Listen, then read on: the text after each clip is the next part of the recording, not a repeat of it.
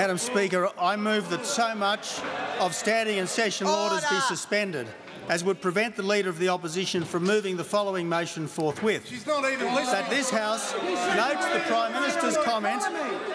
You said you wanted to debate the economy. You're running away for your tin tag. Order. The Leader of the Opposition has the call and is being denied it by those behind him. The Leader of the Opposition has the call. That this House notes the Prime Minister's comment on the 11th of February last year that, and I quote, "Every time we announce something, we properly account for it and properly fund it." Therefore, calls on the government to explain where the money is coming from for its $120 billion of recently announced spending, including spending on disability services, additional funding for aged care, new funding for low-paid workers, increased costs of its border protection failures, funding of new defence projects, establishment of a new dental scheme and the provision of additional education funding. And further, notes that Australia's debt continues to approach $300 billion, despite the Prime Minister's claiming that the budget is in surplus. And finally, Madam Deputy Speaker, calls on the Treasurer to immediately rule out new increases in taxes for families and small business in order to plug the government's $120 billion budget black hole. Madam Deputy Speaker, standing orders need to be suspended so that this House can have the economic debate that the Prime Minister herself called for at the start of question time today and has now fled. Standing orders must be suspended because the nation's finances are descending into chaos and even the government's own backbenchers know it. Madam Deputy Speaker, we have a Prime Minister who is spending like a drunken sailor with one eye on the polls and the other eye on the member for Griffith. And doesn't she know it? Doesn't she know that she has to keep an eye on the member for Griffith? And this is why standing orders must be suspended, because yesterday in the caucus the Rudd forces made an organised hit on the Prime Minister and on the government's economic strategy. I'm quoting, Madam Deputy Speaker, from today's Financial Review. Mr Swan faced questioning in the weekly caucus from 5 MPs concerned about the government's plans. In the Labor caucus room yesterday, outspoken Labor left Senator Doug Cameron, Tasmanian MP Jeff Lyons, New South Wales MP Janelle Saffin, New South Wales MP Ed Husick and Victorian MP Kelvin Thompson expressed concern about the government's spending priorities. That's why standing orders must be suspended. Madam Deputy Speaker, what do all of those members of parliament have in common? Every single one of them is a backer of the former Prime Minister. And we know it was a hit. We know it was an organised hit. We had the front page of the Financial Review.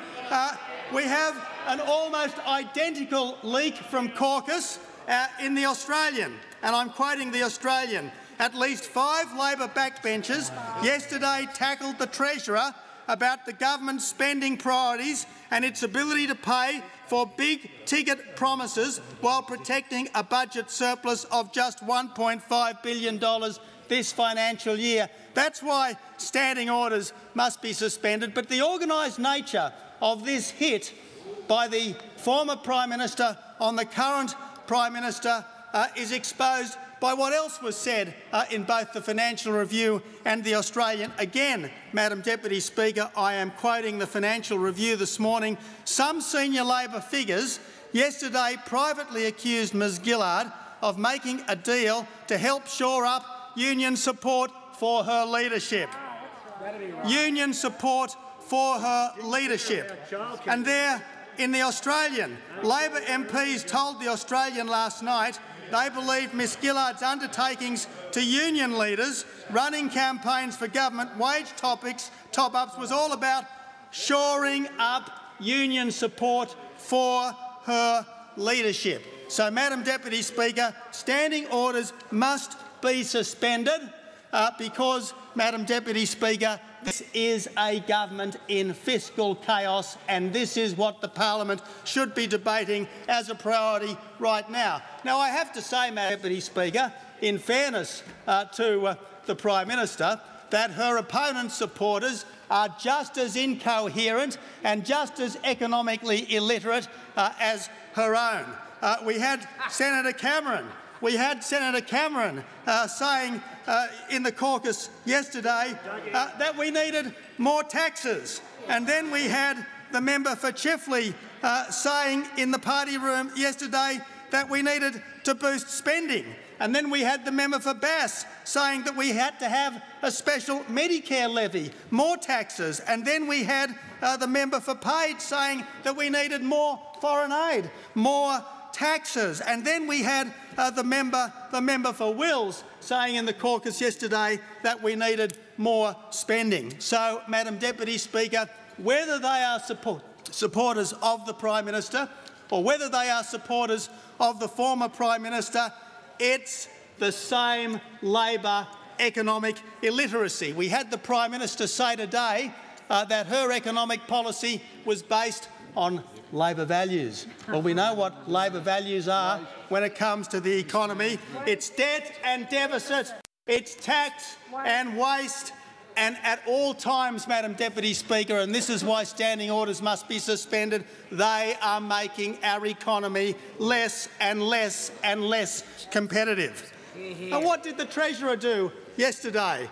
Well, the Treasurer is simply making it up as he goes. We all know that this Treasurer wants to be known as Surplus Swan, but we know what he is. He's always Wasteful Wayne. That's what he always is. And we had a classic example of this Treasurer's real spending priorities exposed in the parliament this week when we had, last week when we had Wasteful Wayne's weaving workshop. Like something out of the life of Brian, Madam Deputy Speaker, Wasteful Wayne's weaving workshop, because this is a government that will spend whatever it takes to buy its way back into office. Let's go through the list, Madam Deputy Speaker. The list. Well, the National Disability Insurance Scheme, a very good cause. A very good cause, but it will only be delivered by a political party which is fiscally prudent and fiscally responsible. That's $10.5 billion a year. The Gonski changes, $6.5 billion a year. The assistance to childcare workers, $1.3 billion a year. The new submarines, $35 billion. The Nauru and Manus Island centres, $2.1 billion. The additional humanitarian intake, $1.3 billion a year. And then there's the dental scheme, and this is why standing orders must be suspended, some $4 billion, all absolutely, utterly, totally unfunded. Outrageous. Absolutely, utterly and totally unfunded. Now, Madam Deputy Speaker, we had the Prime Minister tell us, oh so solemnly, the Prime Minister who won't even stay in this parliament to debate the economy, having demanded an economic debate earlier in question time today, she said so solemnly, every time we announce something, we properly account for it and properly fund it. What a joke. Well, Madam Deputy Speaker, you know what this is going to rank with? It's going to rank with there will be no carbon tax under the government I lead. Another deception from a Prime Minister who will say and do anything to enter office and to stay in office. That is the tragedy of this country.